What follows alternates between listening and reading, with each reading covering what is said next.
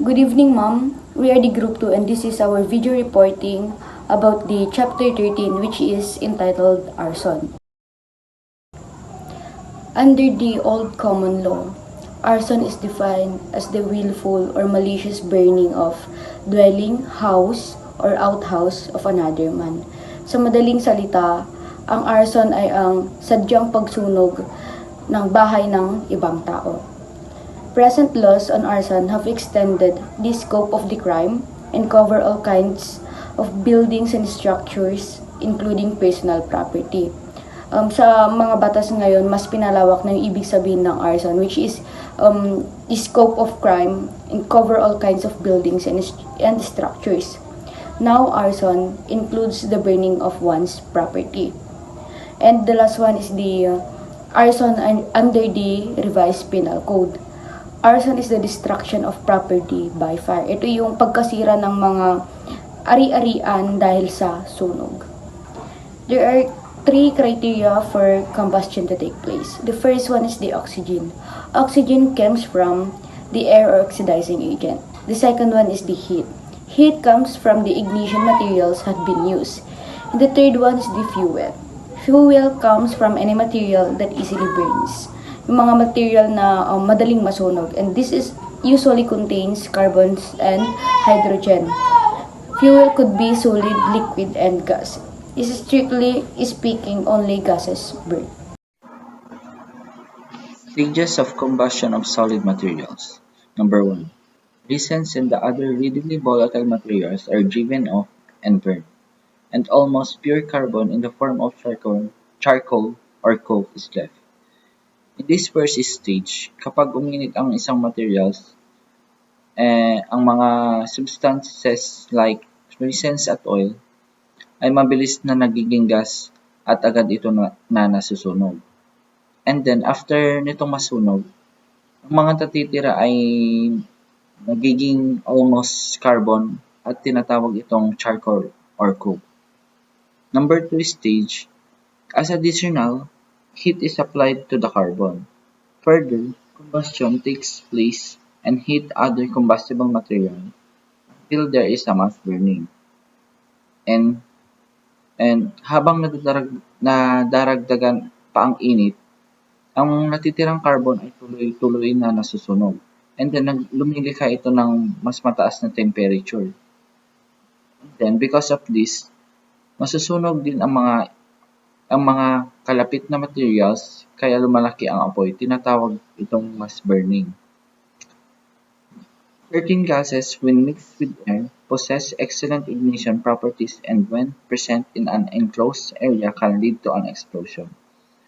A slow and properly ventilated fire will often provide its own explosive gases such as acetylene, ethylene, hydrogen, natural gas, and propane. Most materials that are found in a building are wood, paper, and clothes. These generate gases and vapors when heated ordinarily. Their materials will not burn because of insufficient heat to produce ignition. However, they will eventually ignite and burn if they are exposed to high temperature. And we all know, ginagamit na sa building materials like wood, paper, and cloth. And nagre-release ito ng vapors and gases when heated. And then, they don't ignite due to low temperature. But once they reach their ignition point, they catch fire and sustain combustion. Sources of oxygen. So first, heat. Heat is a kind of energy to our body na nagpo-produce ng init sa ating katawan. And also, heat can be transferred through interaction to another body or another person. For example is cuddle. Next, flash point. Flash point is the degree of heat which has a lowest temperature na kung saan kapag ang isang substance or liquid is nakapag-produce ng enough vapor, pwede itong mag-ignite kapag merong flame or spark. And last, ignition temperature. So, it is minimum temperature required to combustion or spontaneous ignition. Meaning, kapag na-reach niya yung limit temperature niya is kusa siyang mag-ignite or magliliyab or mag-i-start ng fire or sunog without the possible source of ignition. Next, other notes. Number 1. Combustion only happens while there's heat coming from an external source or the burning material itself. Pag wala ng heat, titigil na din yung process ng pagkasunog. Number 2. So dito simple lang, pag ang white phosphorus ay nag-expose sa air ay magkakaroon ng ignition. 3. So dito naman, pag ang HNO3 or yung nitric acid ay nagkaroon ng contact with wood or sawdust or yung pinaglagarian ng kahoy na tinatawag na kusot, magkukos ito ng ignition. 4. Here we have the KMnO4 or the potassium permanganate. Itong compound na ito ay ginagamit siya sa iba't ibang industries like medical uses, agricultural, and more. But when it comes in contact with glycerin, is nagkakaroon ng ignition. 5. Here naman is the KNO3 or the potassium nitrate which ignite when exposed to heat. 6. Dito naman, so dito, simple lang ang pag yung mixture ng ordinary gasoline with aluminum ay nahulaan ng sodium shavings at pag ito ay ini-ignite ay may hirap na siyang apulahin.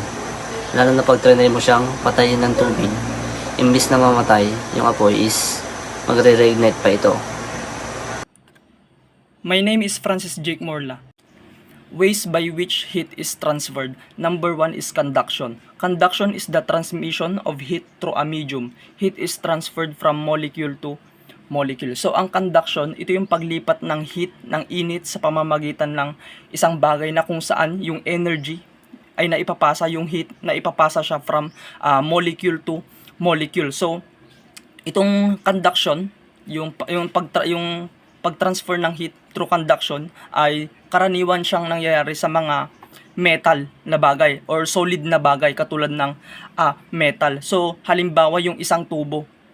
Kapag yung isang tubo pinainitan mo sa isang bahagi ng tubo, ang nangyayari pag pinainitan mo yun, yung heat na galing dun sa bahagi na pinagpainitan mo, yung heat kumakalat siya. So yung heat nag-i-spread. So yung pag-spread ng heat na yun, ang tawag doon ay conduction kasi andun yung pag-travel ng heat sa pamamagitan ng solid na bagay or sa metal. So kapag nag-travel yung heat through solid materials or yung sa metal, ang tawag doon sa pag-travel niya is conduction yung tawag doon.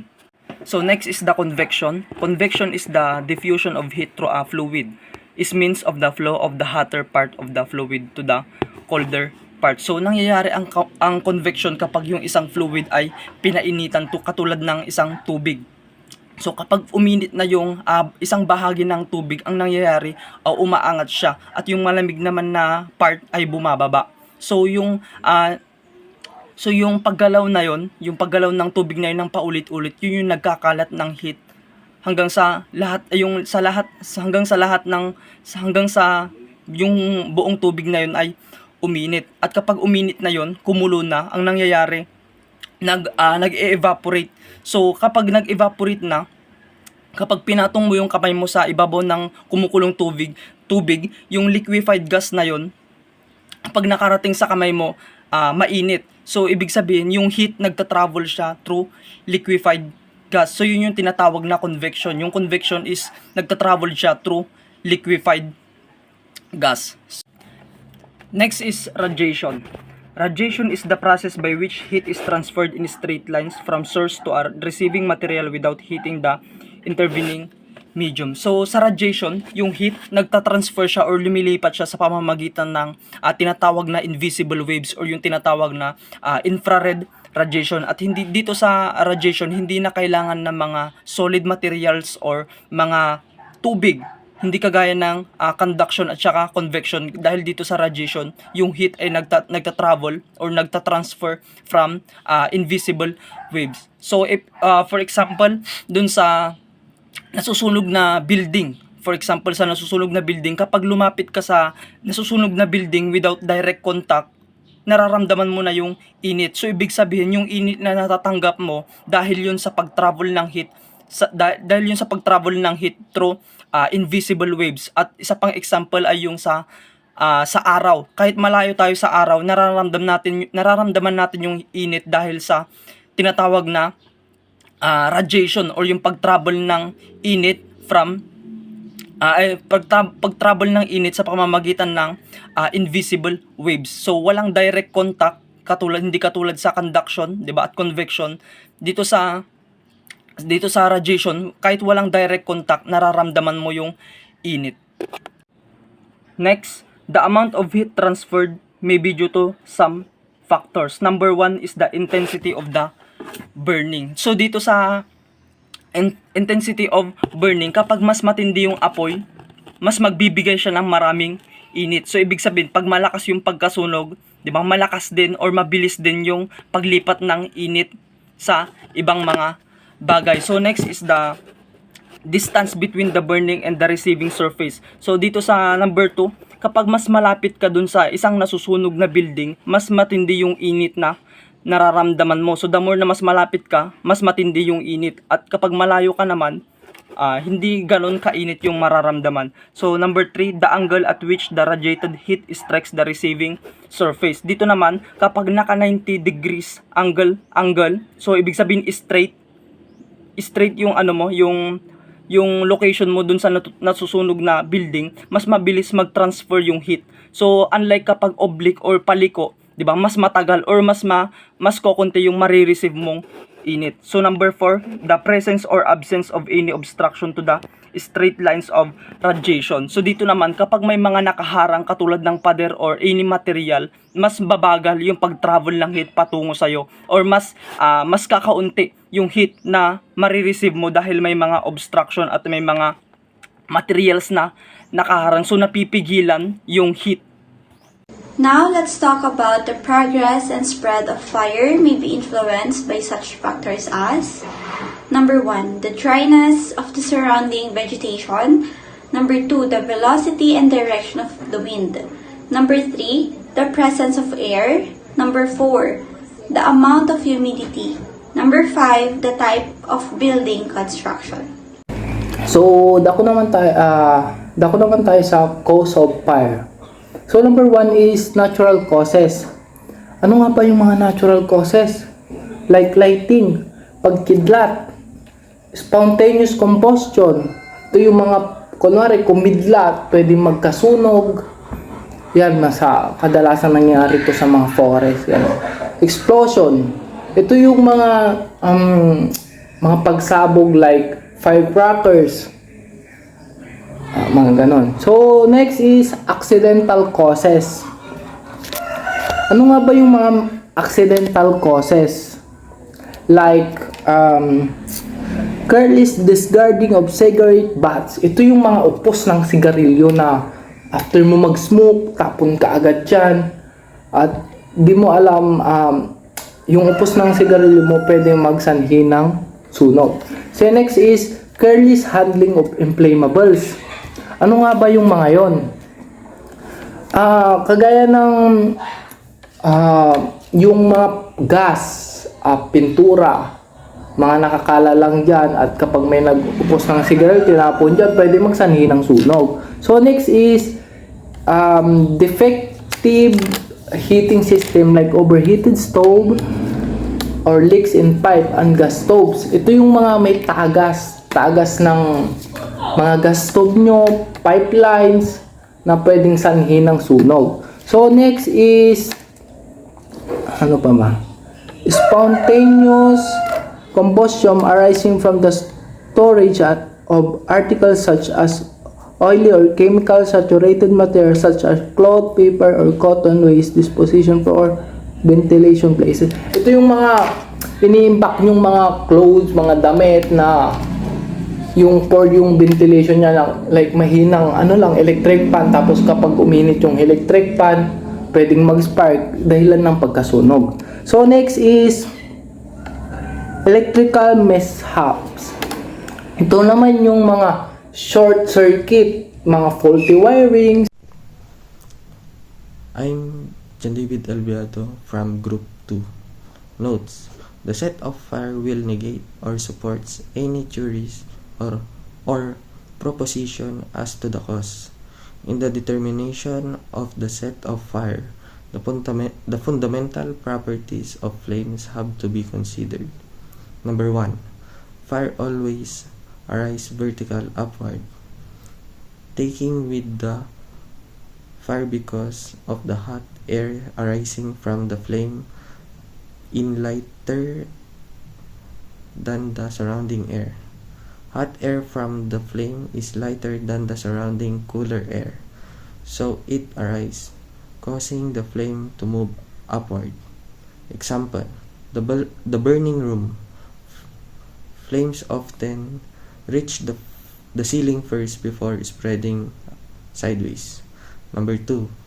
The upward spread of fire is faster than any other direction. If there is a strong horizontal or even downward spread of the fire is charring, a search should be made of the cause. First, fire move faster upward due to the heat rising. If fire is spread sideways or downward unusually, there may be another factor involved. Example: if a fire moved downward on stairs, investigator might look on the accelerant or backdraft. Number 3.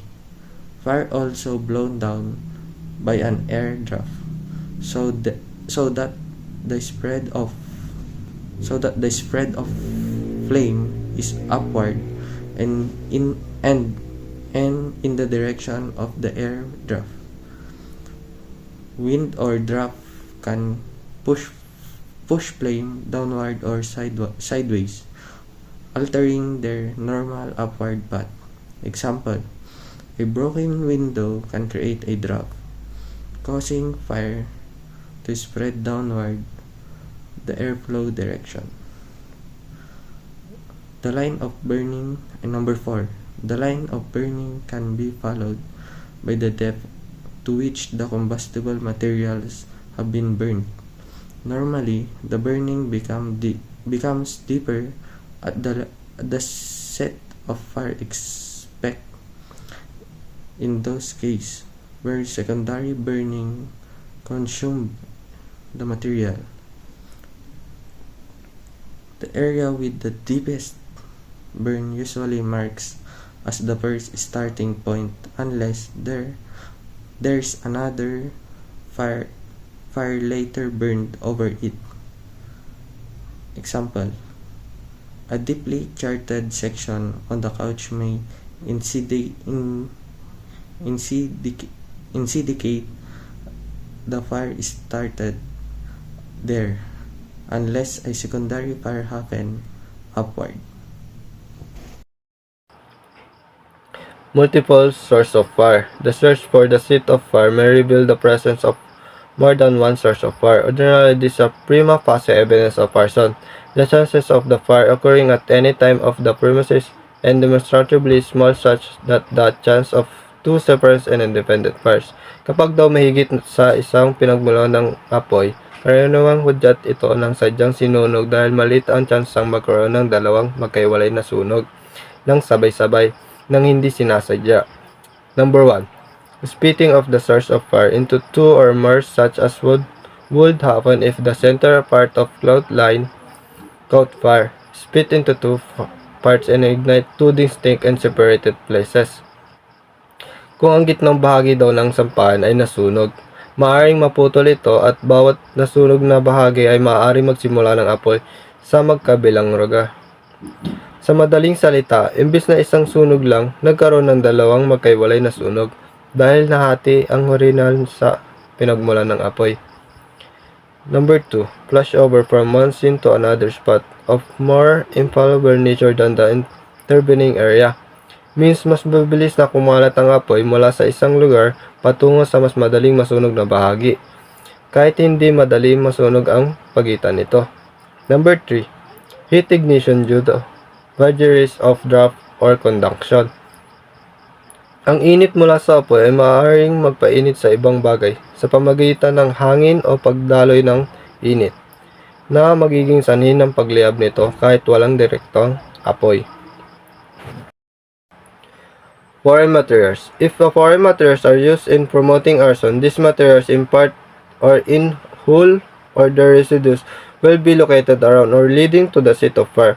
Traces of inflammable liquids are capable of being absorbed by absorbent material like paper, cloth, or wood, which may likewise insulate them from the heat. It is therefore expected traces of incendiary fluids can be recovered from the proximity of the seat of fire, which can be analyzed and identified. Where the foreign materials are solid, this will be found actually at the seat of the fire.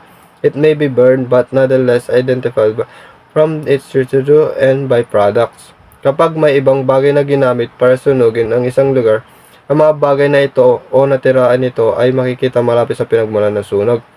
Ang mga likidong madaling magliyab ay maaaring masipsip na mga bagay tulad ng papel o tela. Kaya posibleng mahanap ang mga bakas na ito malapit sa pinagmulan ng apoy para masuri.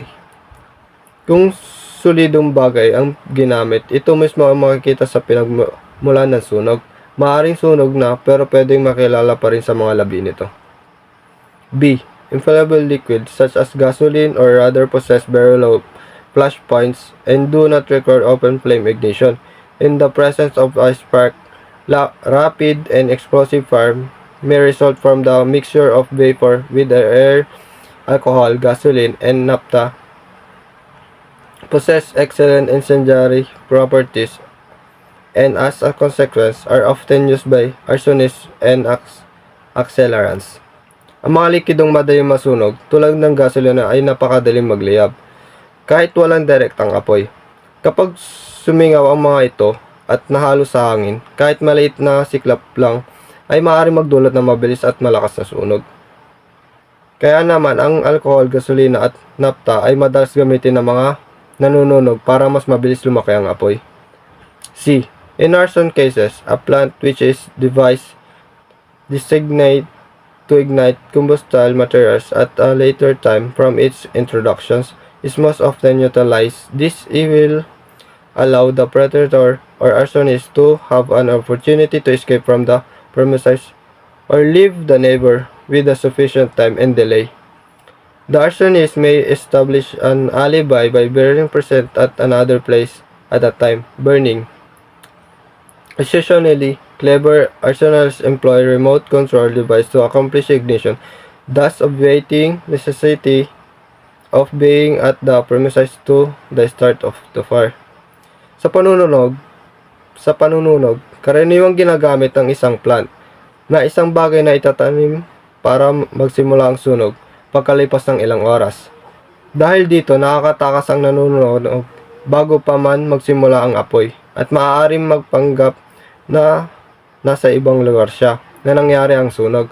Ang iba namang mas matalino nanununog ay gumagamit ng remote control para pasimula ng sunog nang hindi na nila kailangan punta sa lugar. Collection and preservation of sample. Collection. 2 to 3 quarts of ash and soft their base must be collected at the point of origin of fire. Ito yung pag-collect ng abo or soft their base sa pinagmulan ng sunog o nangyaring sunog. Specimen should be immediately packed in an airtight container. Specimen daw is ilalagay mo sa yung zipper na airtight container yun. Basta yun. Plastic bag are not sustainable for packing. Yung plastic bag hindi pwede sa baka pag may nakuha kang ebidensya, ilalagay mo sa plastic bag, bawal yun. True search of the scene should be undertaken for ignition accelerants. Ito naman yung kapag kunwari, may nangyaring sunog, hanapin mo yung mga possible na ginamit na ignition, accelerant, mga lighter, mga ginamit pang sunog, ganon. So next is collect clothing of suspect and place in a separate airtight container. Yung damit na nakuha mo sa sunog is i-separate mo na container. So B is additional information to be obtained through observation of the color of the smoke from some odor. White smoke indicates burning of humid materials, burning hay. Mga pagsusunog ng dayami. Di ba kapag nagsusunog ka ng dayami is kulay puti yun. So, ang mga halaman, gano'n. Yun yung white smoke. Kapag, pag black smoke naman is pagsusunog ng rubber, mga tsinelas, tapos, ito yung malalakihang apoy na kadalasan nangyayari sa mga pabrika, ganon. So, reddish brown. Smoke indicates presence of nitrocellulose, sulfur, sulfuric acid, nitric acid, and hydrochloric acid. So, red flame naman indicates presence of petroleum. So, next is blue flame indicates presence of alcohol. Ito yung mga may alcohol na mga bagay na may alcohol, alak, ganon. Bathing smoke. Itong bathing smoke naman is